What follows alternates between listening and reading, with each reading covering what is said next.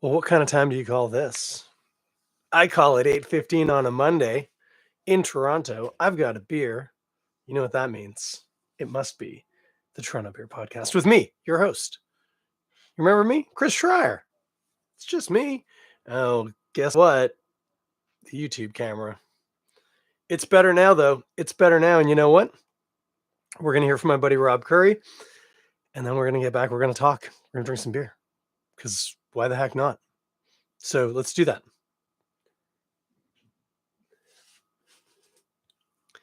Yes, indeed. It is Monday. It is the Toronto Beer Podcast. It has been a hot minute, as the kids like to say. You know those kids and the things they say. They say all sorts. And one of the things they say is it's been a minute, I'm told, by children. Hey, happy mid-January. Oh, look, my wife just jumped in. Just like old times. Just like old times. Just like old times. Hey, so yeah, happy mid-January. It's been a while. It's been a while. And I don't really have a great excuse why. I did warn you all, if you pay attention, that this season was going to be a little rocky. Between, oh, look, my buddy Mike says hi too. Hi, Mike. Between the fact that life's busy, coming back, I was on strike. Was I recording podcasts during the strike? I might not have been. I wasn't in a great headspace. I was getting really bored and really worried about the fact that I didn't think it was going to go as long as it did. I mean, nothing like Kramer in that episode of Seinfeld, but still, it was longer than I liked. Anyway, then it was, Christmas, and then, New Year's, and then you kind of get out of the habit. You know how that goes. So anyway, been a while. It's been a while. But I am back tonight. Will I be back next Monday? Hard to say. If I was a betting person, I would bet no, but you never know. You probably weren't expecting to see and hear from me right now, and here we are. So who knows? I don't actually have a whole lot to say or do. Turns out a fellow who I work with has started going over some of my old apps and listening to them. So Ben, if you're listening to this one, it's a new one, buddy. It's probably not going to be my finest work, but see it work. Other than that, I think I'd mentioned that my only goal was I didn't want my Overcast podcast app for my show to get the sleeping or the time icon, like it's timed out, like there isn't new stuff coming out. And this, as of today, it was not. And so this will obviously sustain me for like months by the sound of it, which that's not bad. Hey, by the way, I'm gonna have a drink of beer. This, by the way, glass, I'm not pouring it. I've already poured it. It's Czechvar. Spoiler alert, it's delicious. I like that beer. So what's been going on? There is one thing, a bit of a sleeper, I'm going to hold.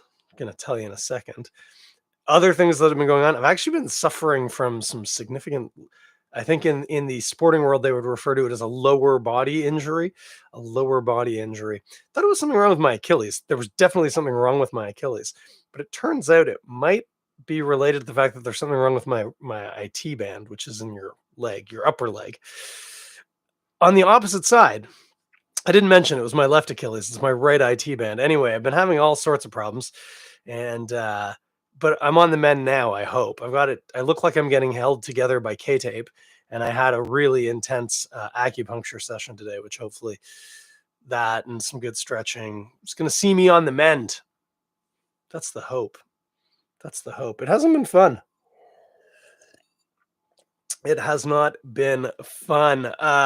The big thing, and what I was sleeping on, and I'm going to give you right now, because why not, is what's going on in the beer scene. Well, some of you will have heard of the final death rattle.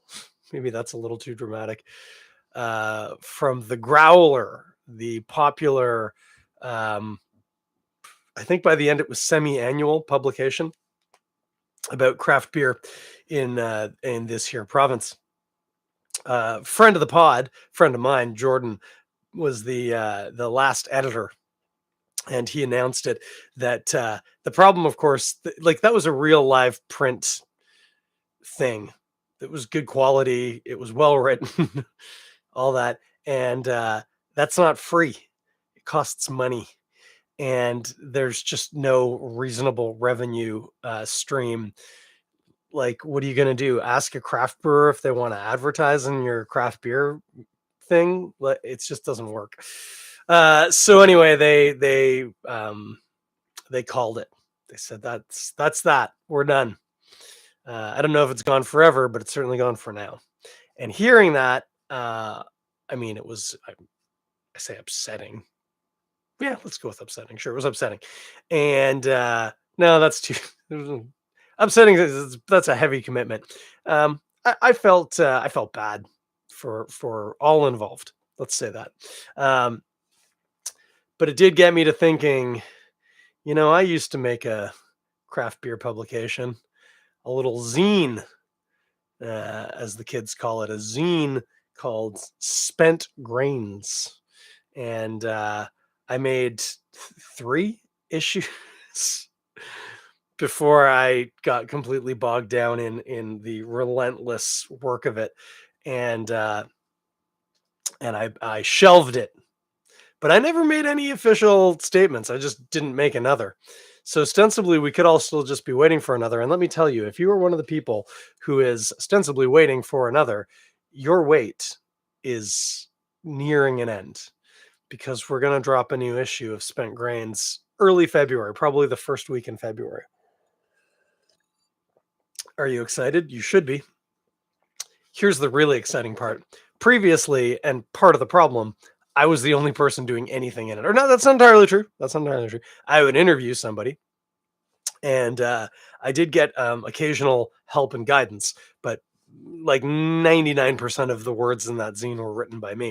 And that's time consuming, as is the production part. The production part I can't help. That's just going to be a day of a lot of printing and cutting and gluing and scanning. It's a thing. But I got other people on board to write stuff, which is going to help a lot.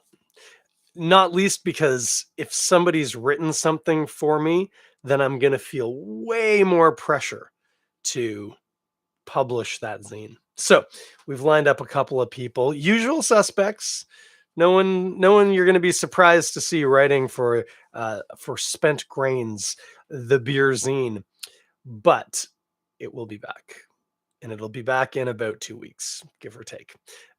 Incidentally, if you're one of the people who I've reached out to, I am going to be messaging you in the next day or two, but take this as a reminder. You owe me an article. And by, oh, that sounds really serious. I mean, you're not getting anything out of it. You'll get the thing that kills most people on Mount Everest: exposure. I need another sip of beer. Do love that Czechvar. It's funny. I was having one the other day. Maybe I think I got my son to get it for me. I think I had my legs strapped up with ice and I didn't want to move. I said, "Hey, Bentley, can you get me a Czechvar?" And he went, "All right." And he stomped off to my room where my ice box is right here next to the computer here, and got me a Czechvar. And he came back and he said, "Would I be right in guessing that beer is from the Czech Republic?" And I pointed to the can and I said, "What does it say right there? It's not just from the Czech Republic, it's owned by the Czech Republic. The brewery, it's a national brewery. It's great. Love this stuff. Could drink this all day. Sometimes I do." So good. So good. So anyway, that's the big thing, is we're going to roll out Spent Grains again. That'll be fun. And the other really big news, of course, that's not even, well, since I'm not even slightly beer related. If you know how I feel about this, you know that it's very beer related, but it's not really beer related. But guys, it's almost time. It's not just the Toronto Beer Podcast you're listening to, but starting next weekend, this, of course, will become the Toronto Beer and Rugby Podcast, because, of course, it's the Six Nations. The Six Nations kicks off on the first weekend in February. And won't we all be watching that? Yes, we will. Yes, we will. And by the way, Rugby, so hot right now, right? Ilona Meyer. I'm not sure how you say her last name. I think it's Mayer. Um, the popular American sevens player, of course, has transitioned now to playing 15s, and I'm pretty sure she plays for Bristol Bears in the UK and is tearing it up. And the first game that she played for Bristol Bears, she came on as a sub, incidentally. She wasn't even a starter. They sold, it was like 9,000 and change tickets to that game, which was like a club record for the women's side. And they believe, oh, I didn't turn off my fridge. I thought it was so cold in this room I wouldn't need to turn off the fridge. By the way, this room is really cold right now. I'm really quite uncomfortable. So you're welcome. What was I saying? Oh, yeah, Ilona Mayer. So the first game she played at, they sold 9,000 and change tickets. And based on survey, they estimate that about half of those people, those 9,000 people, had never been to a live rugby game of any variety, male, female, sevens, 15s, anything. They were completely new to the game just because she was playing, and she's such a enigmatic player. So rugby, it's on the up. And if you want to take part in being on the up, let me tell you, there's no better time than to start watching the Six Nations, both the men's and the women's. Fantastic contest. As I say, it starts not this weekend, but the next weekend, the first weekend in February. I believe the first game is February the 1st.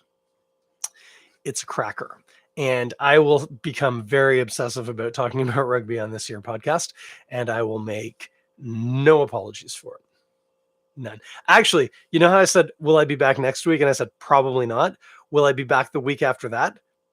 Probably, because I'm going to want to talk about rugby.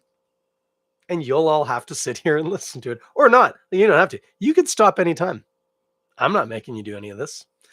I'm just sitting here drinking beer, talking about rugby.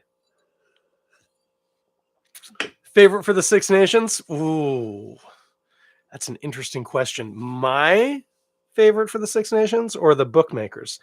Bookies are I haven't looked at the numbers, but the bookies are probably favoring France. France would make sense. It probably goes France, Ireland, England, Scotland, Wales, Italy, or maybe Scotland, Italy, Wales. Wales had a very, very bad 2024. And by very, very bad, I mean they played, I think it was 12 or 13 games, and they lost all of them. It's the first time that's ever happened to the Welsh national side. Not good. Not good. But Gatland announced his side for the Six Nations, and it's very young, which on the one hand, they might get the crap kicked out of them. On the other, like you got to get the young guys some time on the field and playing. And to be fair, I say they lost all their games. That's absolutely accurate. But towards the end of the year, they were getting closer. Like they were within a score kind of thing. So the hope is that we could at least knock off Italy and probably no one else. Although Wales does have a funny way of showing up when they play England. And nothing would be funnier than terrible, awful, having lost every game in 2024 Wales coming out of the Six Nations and beating England, who would tell you that they're on the up, but they always tell you they're on the up.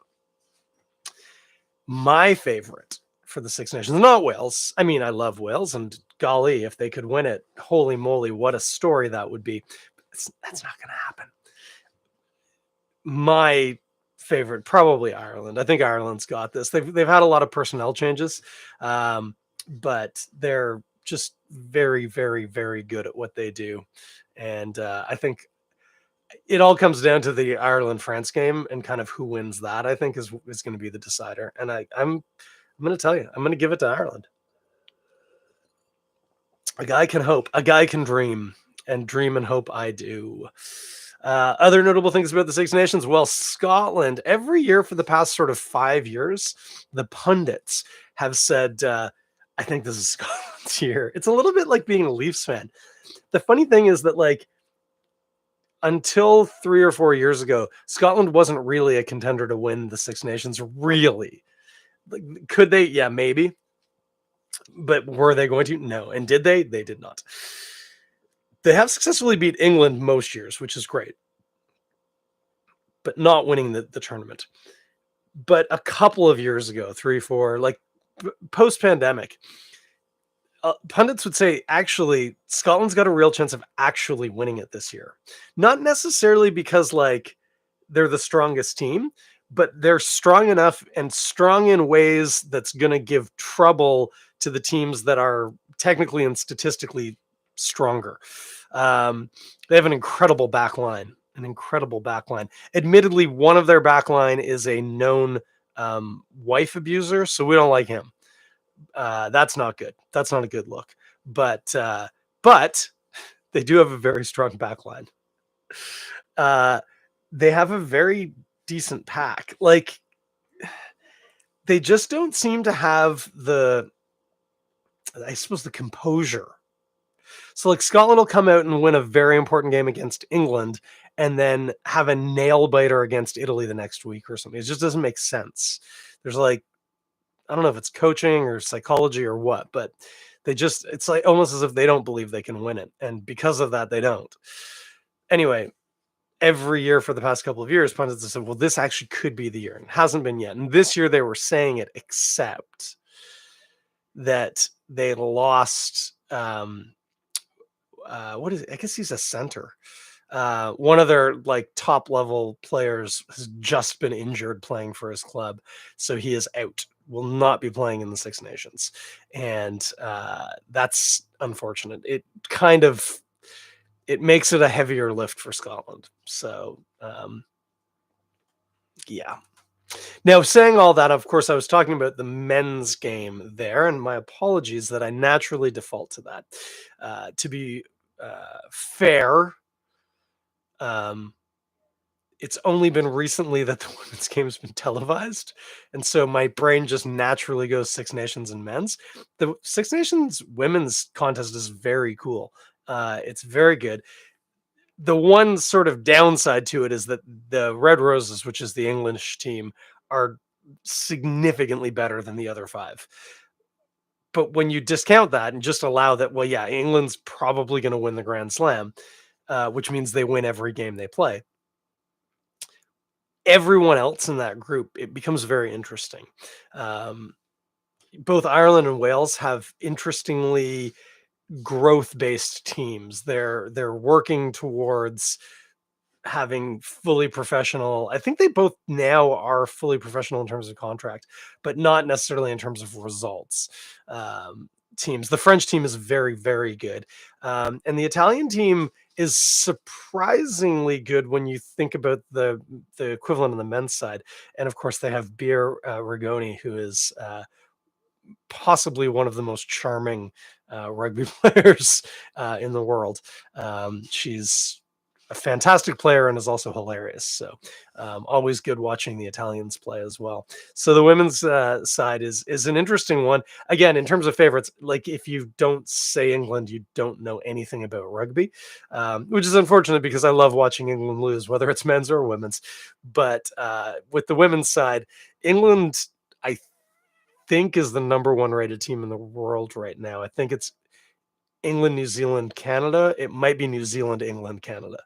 Anyway, New Zealand and Canada don't play in the tournament, so it's kind of an irrelevant point. Scottish side's great. There's actually a Canadian who plays for the Scottish side. She's Scottish qualified, I think, through grandparents who were Scottish. Her name's Christine Belle-Isle, by the way, if you're wondering. She is lock. She's a locker. She's in the tight 5. I think she's a lock, but she might be a prop. But she's pretty cool to watch. And she's Canadian. She's from Peterborough. So that's pretty cool. You know? Anyway. Yeah, that'll be interesting to watch. So favorites, England, obviously. I would love to see Wales go well. Wales, just because some of the Welsh names are delightful to say, like Claky Lewis. Claky. It's got 2 L's, like that. You kind of have to bend your tongue up and say it off the sides of your teeth. Claky. That's fun. So, I mean, yeah, I'd love to see. But the other thing that's really awesome is whoever gets second place will like really deserve it and will have really worked for it, and it'll be great. So I'm into it. As always, the junior section at my club is hosting the games at the club. You do not have to be a member. So if you are in the East End of Toronto and you want to see what all this fuss is about, come on down on a Saturday to Balmy Beach Club. It's the bottom of Beach Avenue. The address is technically 360 Lakefront because the building isn't really on a street, it's on the lake. But just come to the bottom of Beach. You get off the 501 streetcar at Beach and walk south. And if you get wet, you've gone too far. But it would be hard to miss the club. Come on down, it's 20 bucks. Find me and say, hey, I listen to your podcast. I want to know more about rugby. And I will fill you in, believe me. And we'll have some beer like this one. Actually, they don't have Czechvar at the club. Could have some Guinness. Could have a yellow jacket. You know what a yellow jacket is, kids? It's a Coors Banquet. They'll have to have like 2 loons, which is quite nice. Some Radical Road on. There's options. There's options. It's good. And so yeah, come on down to that. That's going to be great. Look, it's already the Toronto Rugby Podcast. I actually think at this point I've been talking about rugby longer than I've been talking about beer, and I haven't really. I mean, I didn't really talk about beer at all. I just told you I was drinking a Czechvar, and I'm going to make a beer zine. And then we got talking about rugby because, of course, this is the Toronto Beer and Rugby Podcast. And I think that's it. We'll call that. My buddy Rob's going to come back in. Haven't heard from him in a hot minute. And wrap this thing up. And will I talk to you next week? Maybe, probably not. And will I talk to you the week after that? Almost definitely. But we'll see. We'll see. We'll see. We'll see you maybe at the club.